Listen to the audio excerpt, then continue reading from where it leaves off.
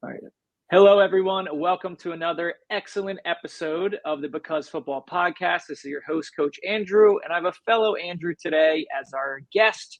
Andrew Olsson of Pan Africa Football is an online website related to all things African football. Andrew, thank you so much for joining us today. It's a pleasure to be here, Andrew. Thanks for having me on. For sure. So I think, the first thing would be, how did you kind of develop this initial interest in African football? Like what kind of piqued your interest and led you to obviously eventually starting this news site and covering, the continent's football scene? Well, when I was in school, I was always kind of into history, a bit of a history nerd.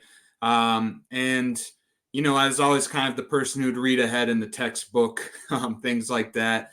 But I found that we learn very little in the United States about Africa. So I kind of took it on my own initiative to learn more about the continent, all the different countries and peoples there. And in terms of how I tied it into football, I was bitten by the football bug around the 1998 World Cup. I began following Major League Soccer here, but I was always interested by the national team competitions. And I began watching the Africa Cup of Nations. And I found that just kind of, you see a lot of African culture embodied in this football there. And so I just kind of married my two interests, I would say. And in terms of how I came about to develop the website, this came around 4 or 5 years ago. I was taking an online course in scouting and management with an online school. And a couple of agents taught the class, and I did a project focusing on the transfer market and where African players move to Europe, the pathways that they did. And I found, it really drew the interest of these agents. And I just, I found talking to them that there's a lot of interest in African football, but little is known about it by the football industry. So I decided to take on this project, immerse myself in African football, the competitions that go on there, and write about it. And that's how I got my start, really. And then I went on to LinkedIn, things like that, and just kind of reached out to people, journalists in Africa, people who own clubs, youth academies, players as well. And over time, I just built up a network there and continued to write and kind of cover the domestic leagues and, the CAF Champions League, the national team competitions. And so, that's how it kind of got started. And it's really built into something interesting. And that's what I'm hoping to continue to do continue with this project and just continue to build my network and, just build an opportunity in the football industry. Yeah. I love your story for a couple of reasons. I mean, I think that we share a passion for the game, obviously, and just similarly being a history nerd or always interested in various cultures and things. And like the soccer just ties in so well. Being a global game, you're just able to connect with people all over the world, and that's really a lot of that interest was part of like the impetus behind starting this podcast for me to connect with people. So I love that we kind of share that. I feel like I could go a couple ways after your response there, but I feel like, my first question would be, coming back to your original project and, of studying transfer flows between things, like why is there such a lack of information, or why does, let's say the big football, mostly, Eurocentric, so European based clubs, why do you think there is such a lack of information about African football, given that it's proven over time, we're a couple of generations in now of African players showing their ability and doing it on a world stage? Well, that's an excellent question. I think one of the big reasons when you look at sub-Saharan Africa, excluding North Africa in this case, there's a real lack of data. It's something where there aren't too many websites or sort of media sources that really focus on sub-Saharan African football, particularly the domestic leagues.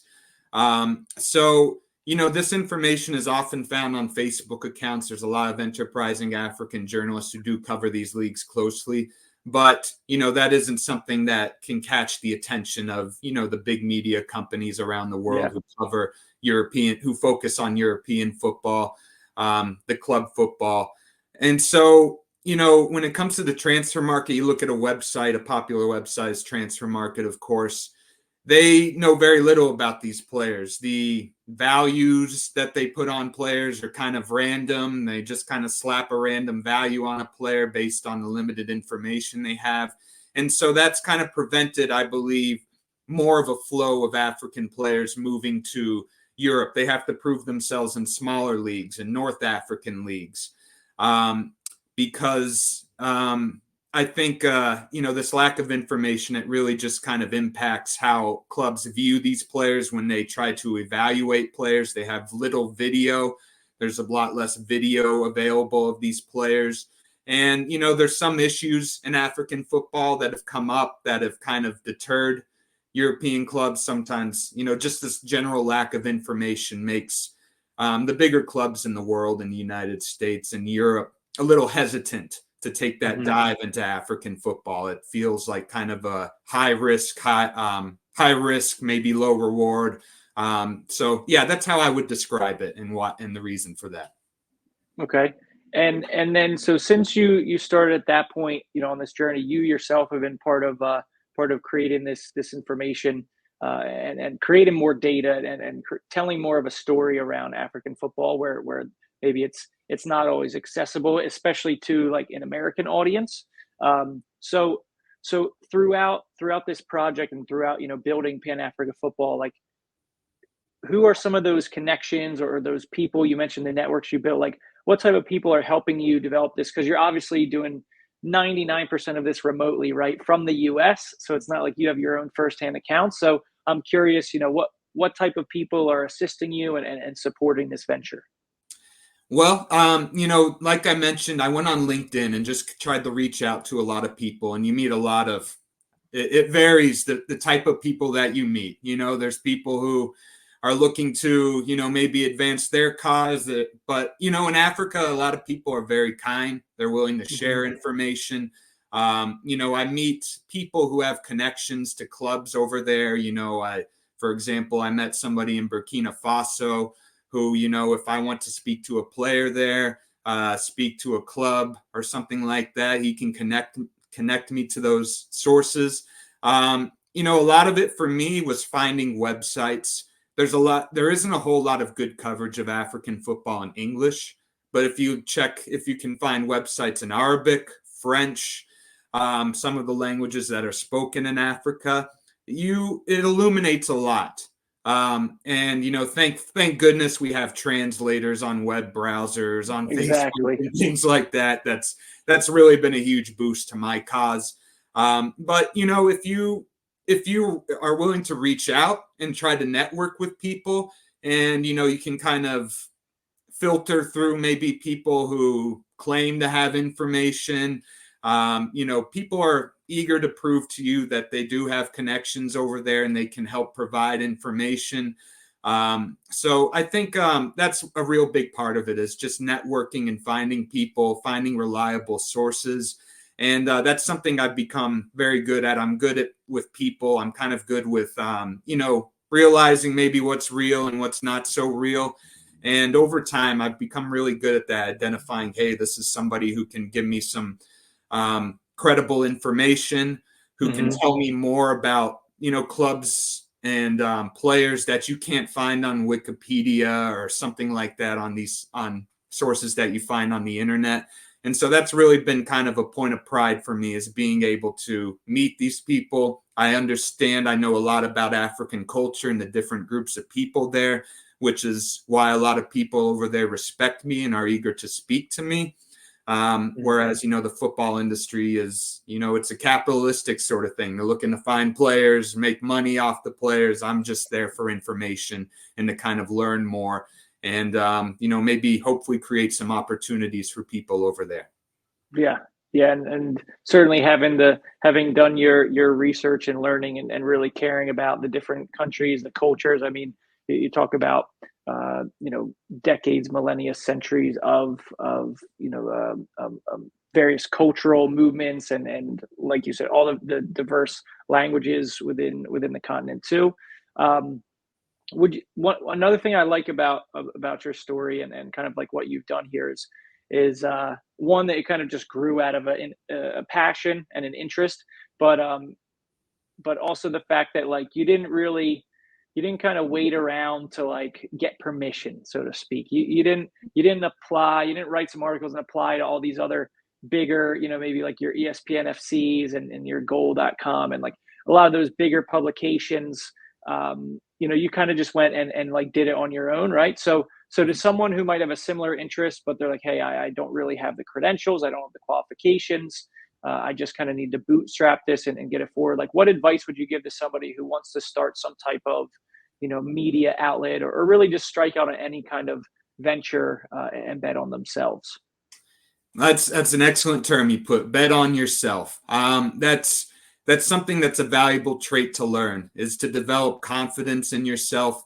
In the United States, sometimes it's difficult to discuss football with people because, it's such a niche sport over here. It's growing. Of course, the interest is growing a lot. Right. But, my passion, I knew that when I reached out to Africa, I was going to find people who, I believe I'm passionate about football, but there's people over there who are more passionate about it than me. And that's what I knew heading into this, is that if I reached out, there's a good chance there's some part inside me who said, maybe people will go, why are you writing about African football? You're not African. Who are you? Something like that. But I found the reaction in Africa is the complete opposite. People are very welcoming. They think it's fascinating that somebody from the United States is interested in their football. And, the toughest times for me were the early days. When you create a website and you look at the statistics, I'm sure when you started your podcast and you see how many people have watched it. Oh yeah, I'm there every day. I'm still there. How many people have visited, the early days? Low numbers, single digits. I got 3 views, that first month or 2 when I did this website and was putting up content, waking up at 3 or 4 in the morning, working until 4 or 5 in the evening, afternoon. It's tough, and you just wonder, is this worth my time or something like that? But eventually I kept on kind of writing original content. And one article in particular in the early days, I wrote about, one of my earliest memories of following African football, which was the 2012 Africa Cup of Nations. Zambia won it. It was a historic victory, an incredible story behind it. I won't go into it. There's a lot into it, but I wrote about that and I recapped the entire story, why it was such a historic achievement. And I had met some Zambians, through LinkedIn, including a prominent journalist named Pangalawewe. And when I put this out on my LinkedIn, he commented, he said, this is a great article. And then all of a sudden, all these Zambians, I think because he, wrote about it and he had a big network, they liked it. They started liking it. I sent a bunch of connection requests out to them and things like that. And I saw, wow, I got a few hundred views on this article as compared to the single. You made it. Yeah. Early days. Exactly. I'm like, wow, there might be something here. A moment like that is so exhilarating when you're kind of grinding hard and not feeling like you're not getting a reward for it. And after that, those days, of course, where there's little views do come, they continue to come. But that really gave me kind of that extra push to keep going with this, that maybe this could lead to something. And then eventually, through that, once you get some maybe prominent people who happen upon your content, that creates a big boost, and that can introduce you to people who might say, hey, maybe you're a good writer. You clearly have a knowledge about this, and it can create opportunities for you. And you don't need to get 5,000 views or 10,000 likes. It's only maybe that one influential person who likes it and, feels an urge to reach out to you to learn more about you. And that's really kind of, a moment like that really kind of made this feel like it was worth grinding hard for. And that's what I would say. There's going to be, the earliest days are the toughest. But if you keep on working, if you keep, working day to day and people happen upon your website or your work, whatever you do, or podcast, and they see that you're putting in that work every day, that's a trait in itself that people will admire. And, For sure. you never know, that can be the impetus for somebody to reach out to you who could maybe advance your cause or boost your career. So that's Yeah. what I would say, is just keep grinding through those early days. Your opportunity might come, it might not come, but you will learn from the experience, and you'll learn a lot about yourself through that. Yeah. Love it. Love it. Yeah. I'm ready to end this meeting and go put some work in. Just got me pumped up from that. Cause yeah, I totally feel that, like, being you'll probably be in the 23, 24 range, of podcasts I've done so far. And that's really nothing in the grand scheme, of things. So it's like, and I'm not necessarily as worried about the views per se, but just like you said, of the ability to connect with people, to make some of those contacts with just the right person, right? And really, just at the end of the day, because it's like a win-win. It's like, all right, we keep doing this, we keep grinding. Uh, we just like it. We just like doing it, even though it is hard, right? It's something we're passionate about. So why not do something constructive with it that could lead to something greater? And then, all right, when we do, or if we do get some kind of buzz and notoriety, and it leads to other opportunities, great, then even better, So yeah, I echo that, and I appreciate, I respect the time and work you put in. Like, looking again at the site, I know you guys are revamping it, but just the amount of content you're able to push out is really impressive. But let's kind of switch from your journey now to the subject matter, right, of African football. We've got the African Cup of Nations starting in just a few days, hosted in the Cote d'Ivoire, Ivory Coast, where I'll be traveling myself. And for the average person, they might know some of the big guns of African football. We know Morocco just went so far and performed so well, the best any African team ever has at the previous World Cup.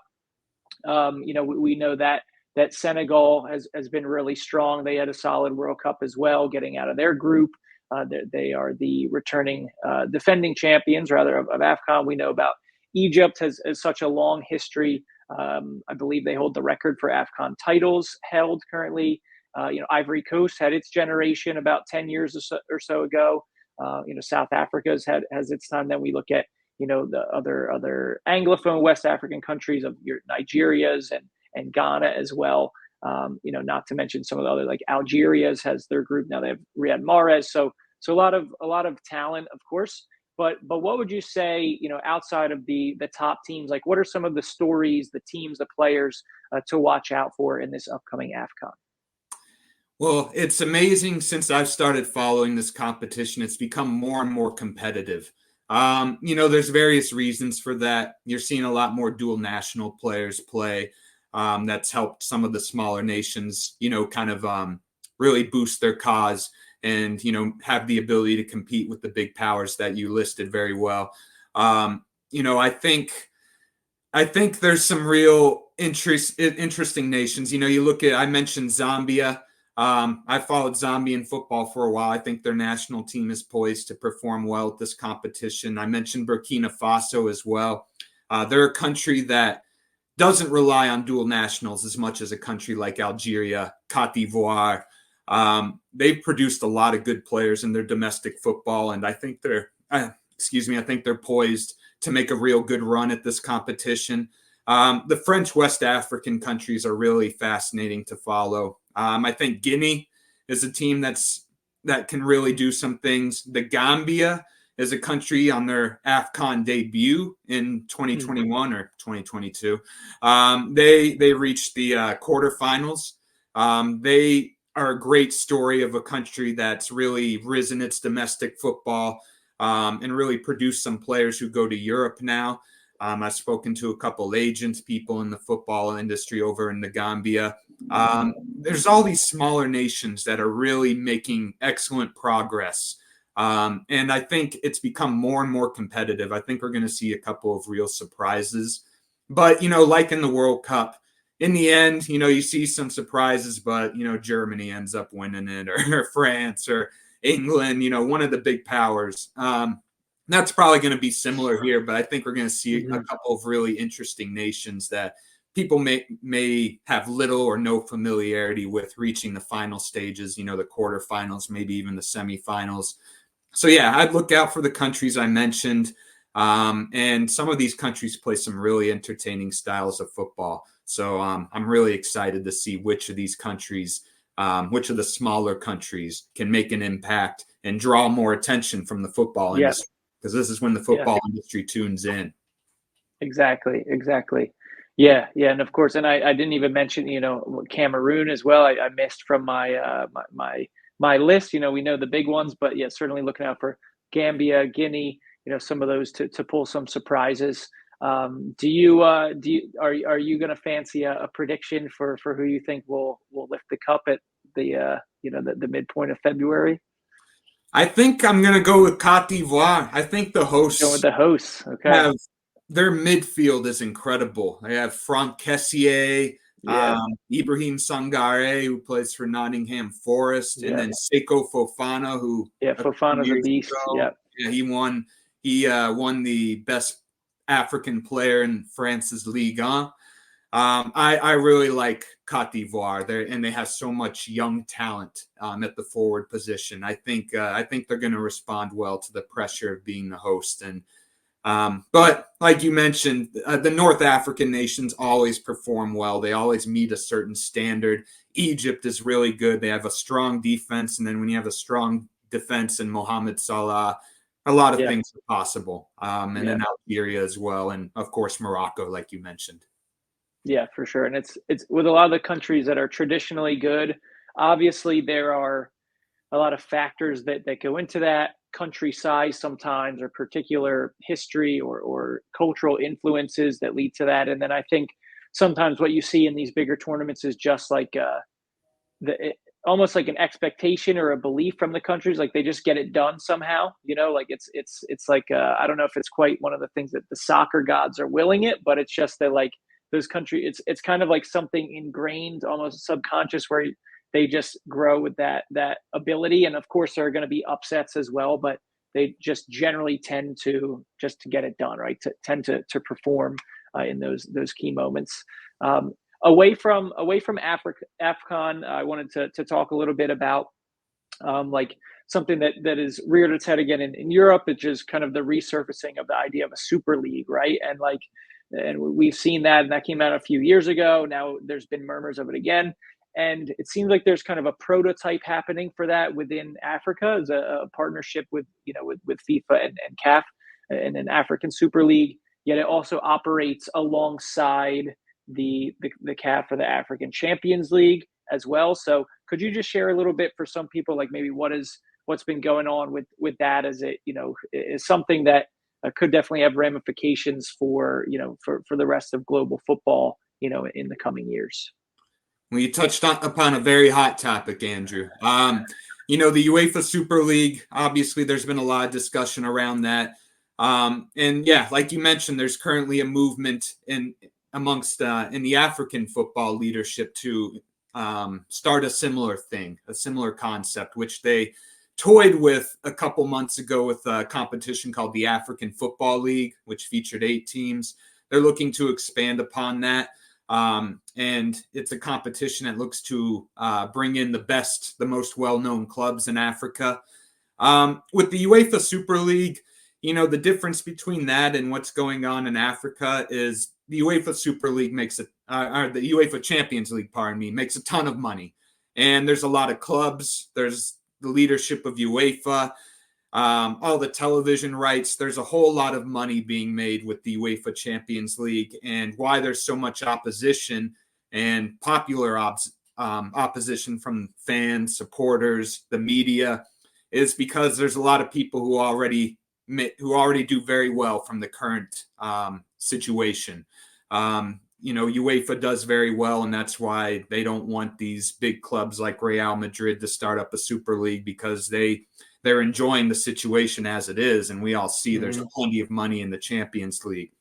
Now, when it comes to Africa, it's an entirely different case. The Champions League, the CAF Champions League, is a competition where clubs really struggle to make a good profit from it. It doesn't even approach the profits that clubs, you see it all the time in the UEFA Champions League. Maybe a club from a less known country makes it into the group stage. they make a huge amount of money, Yeah, more money than yeah, they could ever imagine from that, just participating in that group stage. In Africa, it's not the case. There's so many travel expenses, yeah. accommodation expenses that come into it.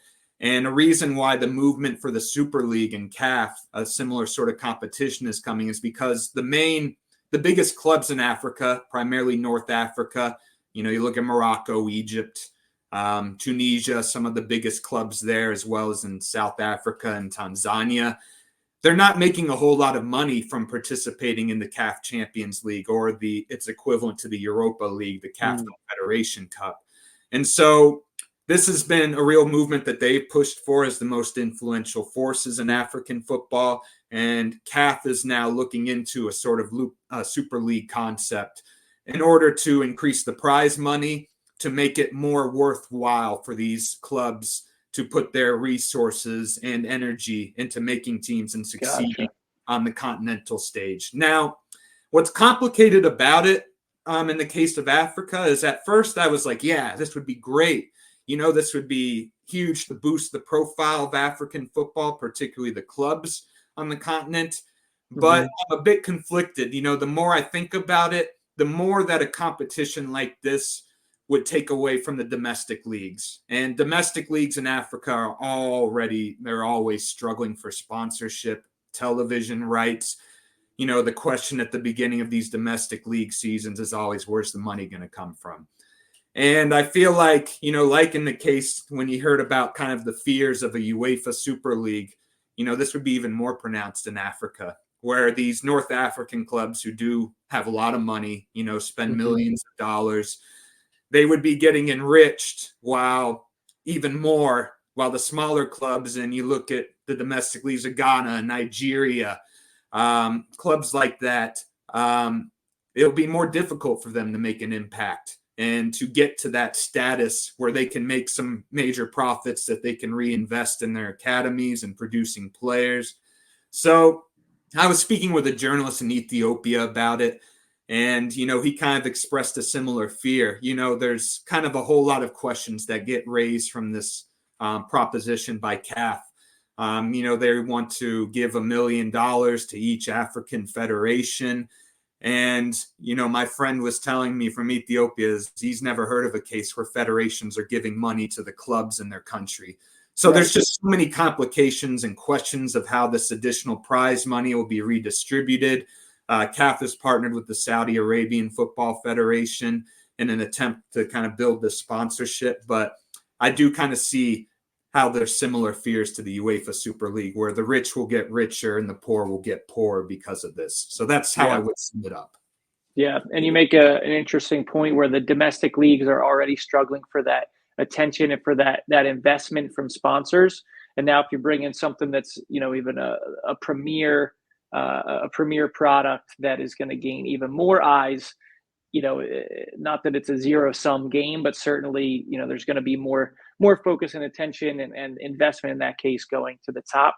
And something that you and I have talked about and you've kind of seen through studying the game in Africa is already it's even country to country and within countries is like the resources, right? So for us growing up in the United States, like even to not play at a high level, even just with your local club, local township, even a recreational level, we're used to these resources, we're used to organization, a certain pathway, and it's just certainly a different picture that is a challenge, in Africa. So could you share a little bit about what you've learned of, like for at the youth level, at lower amateur levels, like what are those development pathways and things look like before we get to the top, even within, a domestic level?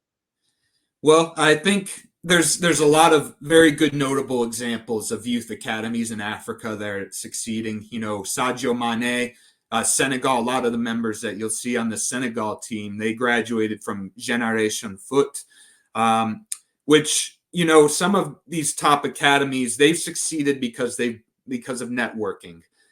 They built relationships with European clubs. In the case of Hmm. Generation Foot, it's with FC Metz in France. Right. They said, hey, you can have first priority on the players we develop, but we need you to invest some money and facilities for our academy, so that we can continue to develop these players and become, the top destination.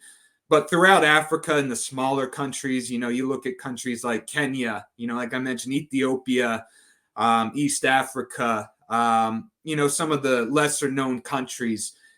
What I've learned is that, there's a whole lot that comes into building academies and providing the resources for these academies. What's more important than the players than the training, the coaches you hire, is sponsorship. Finding opportunities where you can get a little bit of an influx of money to create these opportunities for players. And so that's something where I've really learned, transitioning from a fan of football to becoming, sort of a journalist to somebody who wants to be involved, is you learn more and more about the complications and how much it takes just for a player to get into the public eye, so to say, to graduate from being a youth player that nobody knows to becoming somebody who's the subject of discussion for a transfer or something like that. So I would say that, the most important thing that I've seen with the most successful African youth academies that have become well known is networking and building partnerships to find that sponsorship that they need. And then, once you do that, you can produce the players, you get a percentage of future transfer fees, things of that nature. And then it kind of compounds, to where the money starts to come in.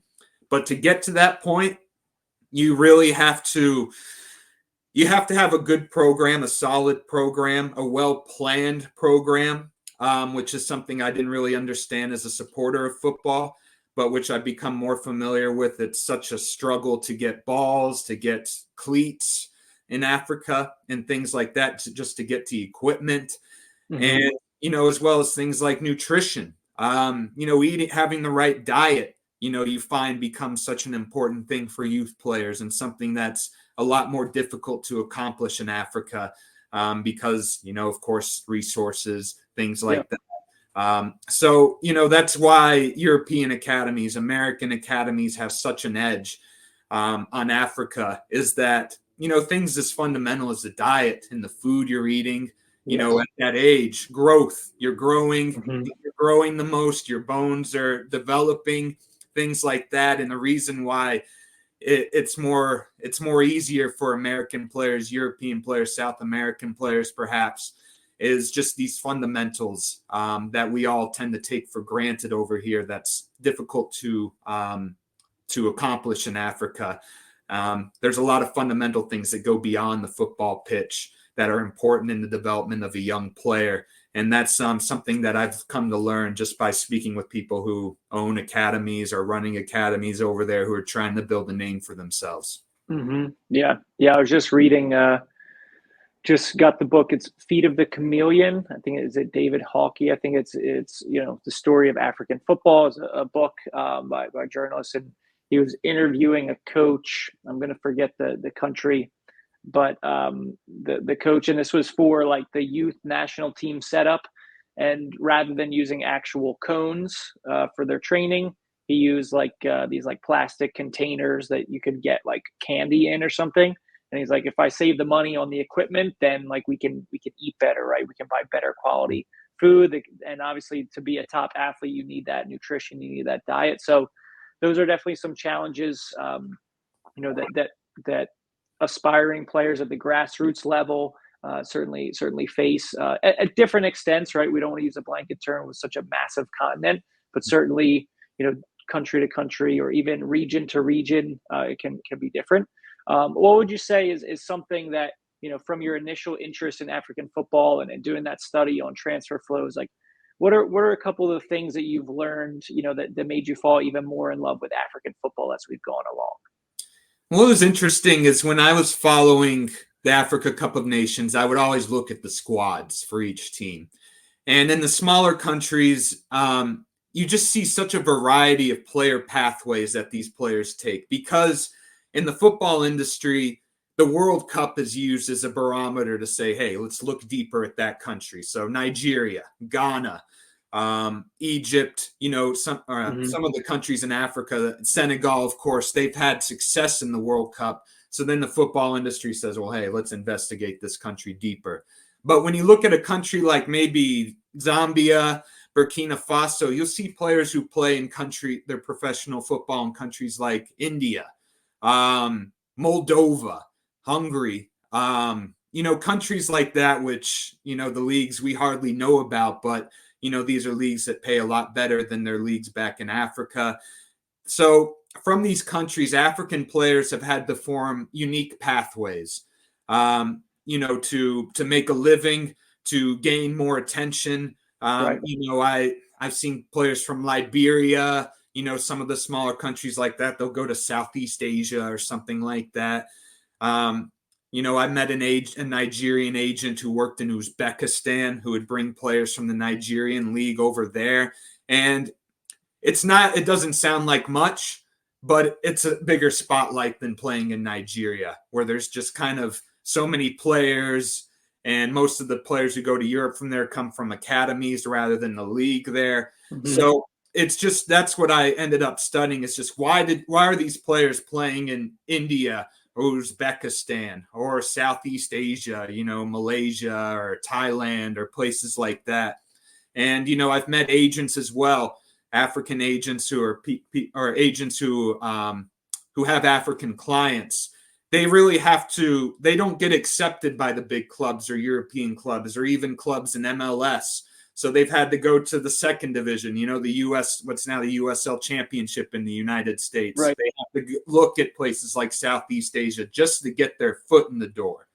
And then if they can succeed there, and that player can maybe move on to a bigger league, that's credibility for them, Right. for the agents who are pushing to promote their African clients for these countries. So I'm so glad that there's more attention on like the Africa Cup of Nations, and that there's more players from the smaller countries that don't qualify for the World Cup. They're building pathways to even countries like France to maybe play in the second division there. So that was Hmm. my thing, is just looking at these pathways, is identifying which countries are more open to bringing in African players and taking a chance on African players. Of course, the big five leagues in Europe aren't going to, but maybe Israel, maybe Turkey, maybe Greece, countries like that, where, maybe they can help their clubs qualify for UEFA competition.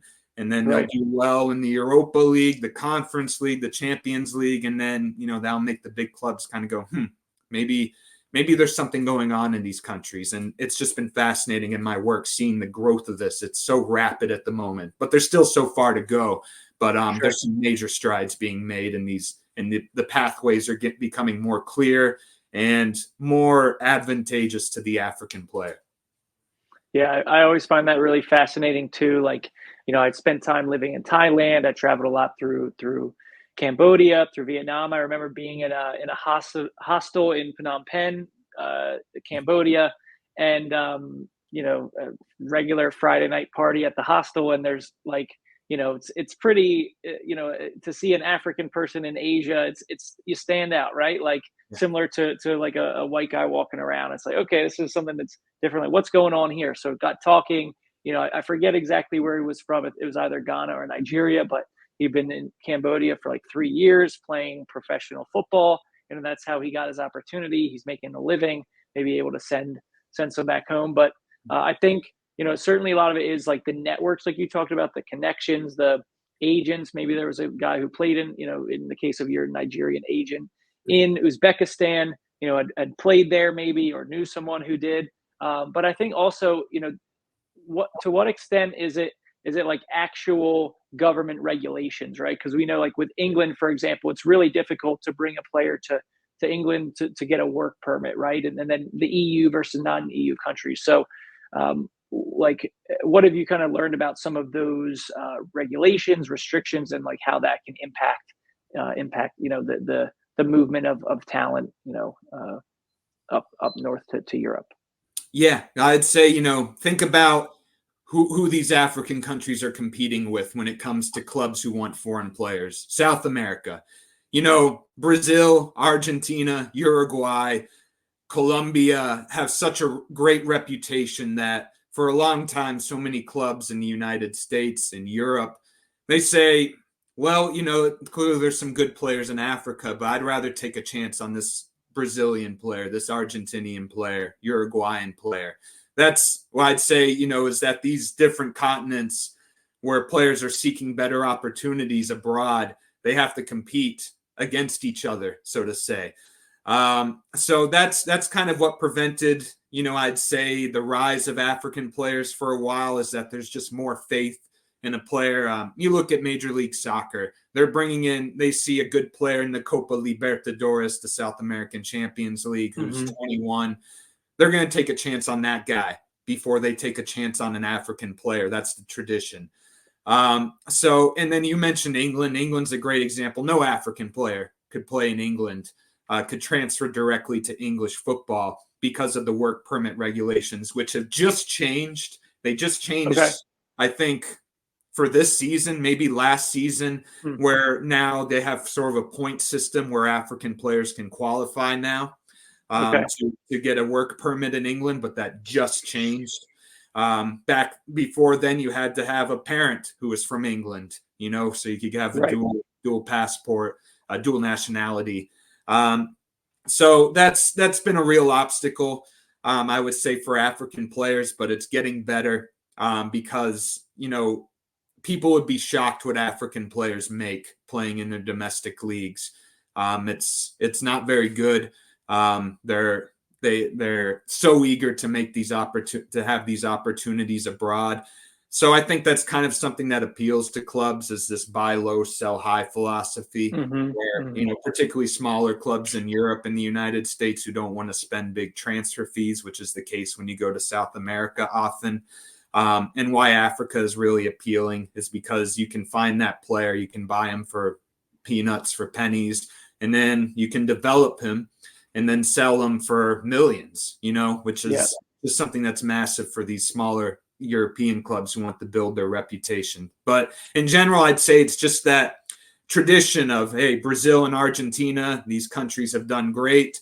So they have the best youth players, the best youth infrastructure, and we're going to just focus on there.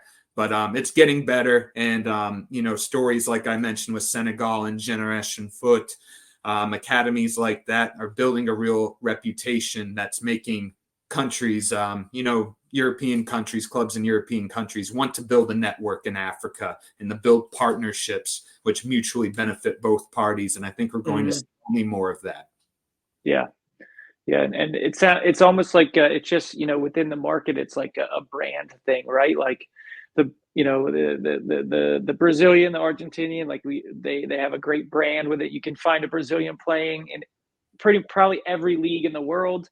Part of that is they just do produce so many players, but it's also a brand thing. Or you think Brazil, you think, all right, they've got to be good. Yeah. Whereas if it's even another South American country, the brand changes a little bit, that pull, that status.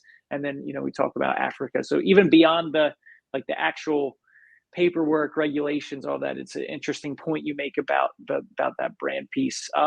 For people who might not know a lot about like domestic football with Africa, we touched a little bit on some of the bigger clubs that would be a part of this African Super League. But what are some of the, and we know the national teams who have been strong, but what are some of the strongest like domestic leagues within Africa who consistently do well in the CAF Champions League, who are producing players, in the case of Generation Foot, like I think, they're more of an academy and they might perform at a domestic level, but I don't know if they're really performing on a continental level within Africa. So what are some of those stronger domestic leagues that you'd like to tell our audience about?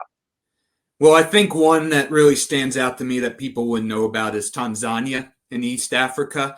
They have a couple clubs in Dar es Salaam, Simba Sporting Club, and then Young Africans is another club. They're big rivals in Dar es Salaam. They have quite a sizable budget. They'll have a budget for a season that's around $5 million US, wow, even more. Okay. What they do is they bring in all the players who star in these sub-Saharan domestic African leagues. You look at a league like the Democratic Republic of the Congo. It's a domestic league where there's a lot of stoppages because of travel difficulties, financial difficulties, but the country produces some incredible players who go on to Tanzania, some of the South Africa, perhaps, which has a good league.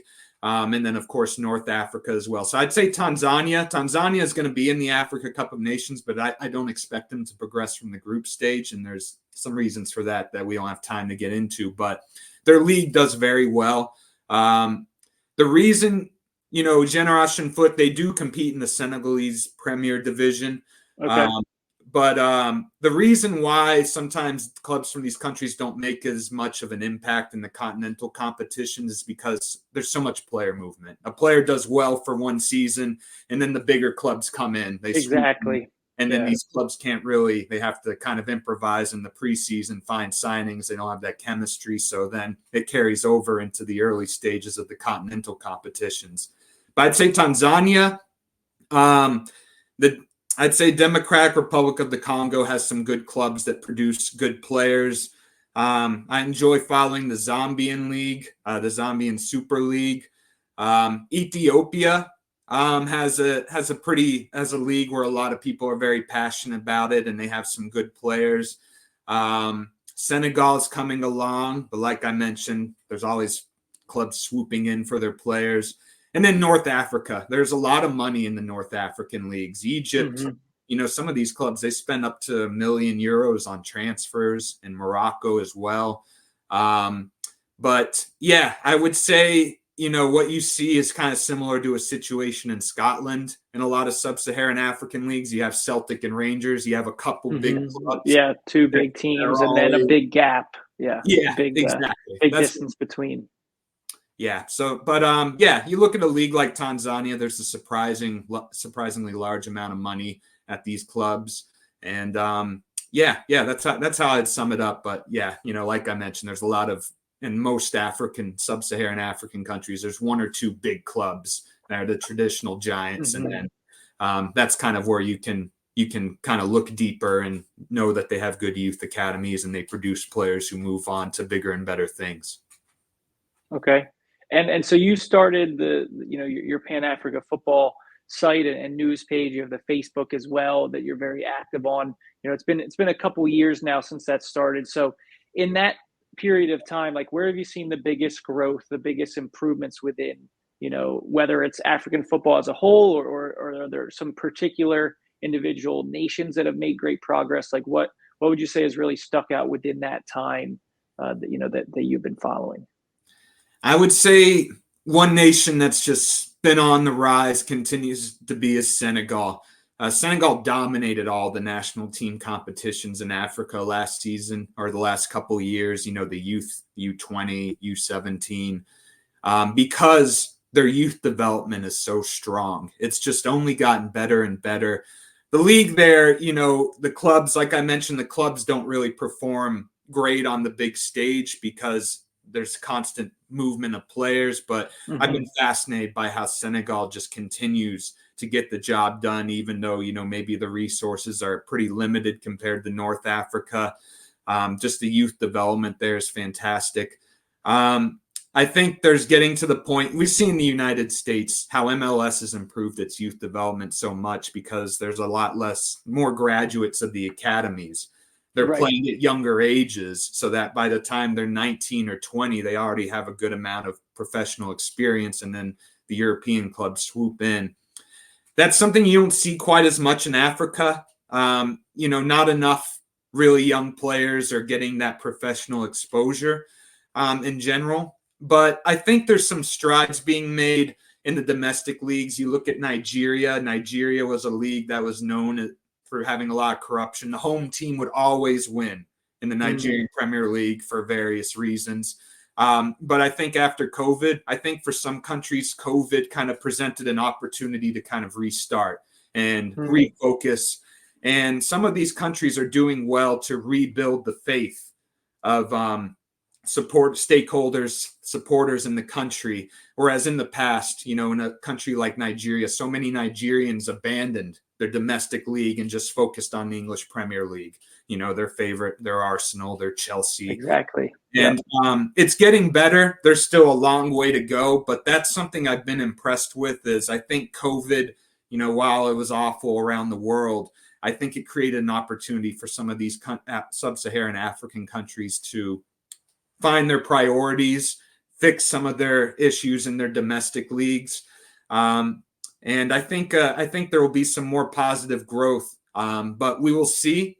But yeah, that's what I've been impressed with the most, is just having followed these domestic leagues, is that there has been some notable improvement, and most importantly, I get engagement on my page because I promote these leagues. And I think, I see some of the comments from Africans, Nigerians, Ghanaians, who are kind of saying, wow, this is great.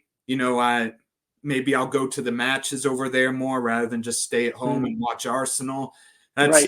I'd say the English Premier League is still the biggest opponent to these domestic leagues because of the attention they take. Yeah. But I think there's some strides being made, but it's just a matter of keeping on that focus. And I think that's really something to focus on. And why I enjoy what I do with Pan Africa Football is just highlighting the good stories and trying to identify the clubs who are doing good things and producing good players, and maybe the people who are making positive change there. Yeah, 100%. Yeah, it's so one thing with football being such a global game, like you can really look anywhere and find something intriguing and really to draw you in, whether that's just the quality of the play, the history of the clubs, the teams, any stories, any type of growth and improvement, and big wins and upsets from the underdog. So yeah, I think it's great work that you're doing. I think, obviously I respect and appreciate your personal journey of deciding to start Pan Africa Football and pushing that forward. I wish you the best, going forward. Hopefully it can become and blossom into something bigger for you within the football industry, and just continue to highlight, all of the football going on within the continent. But it's been a great episode. I think there's a lot for not only someone totally new to African football to get to wrap their head around, but also maybe someone a little bit more experience and in touch to still kind of see things a little different way, which I appreciate. And we'd like to wrap up this episode, Andrew, the way we do each episode. And that's, could you please complete the sentence, because football, ... Because football, I can meet people around the world and, share my love of the sport that maybe I can't in the United States. So because football, I meet new people and I engage with new cultures, and that's why I love it. Awesome. Very, very similar. We're birds of a feather here. Not only same name, but very similar interests. So thank you so much, Andrew. We're going to put your LinkedIn info. We'll have the link to the site, which you're expecting a new, the site's going to go live. Did you say tomorrow? So everybody watching this, it's going to be live. So go to it, panafricafootball.com. You've also very busy on the Facebook branch of that as well. So we'll put all those links in, and please reach out to Andrew, for any more information or to get involved. And thank you all again, everyone who checked in, for watching, for listening. We appreciate your support. Please, if you're catching us on YouTube or Spotify, Apple Podcasts, wherever you find us, please give us a like, leave a comment, leave some of your thoughts, and subscribe so you can see more fantastic guests like Andrew. But thank you all so much, and we'll see you on the next one.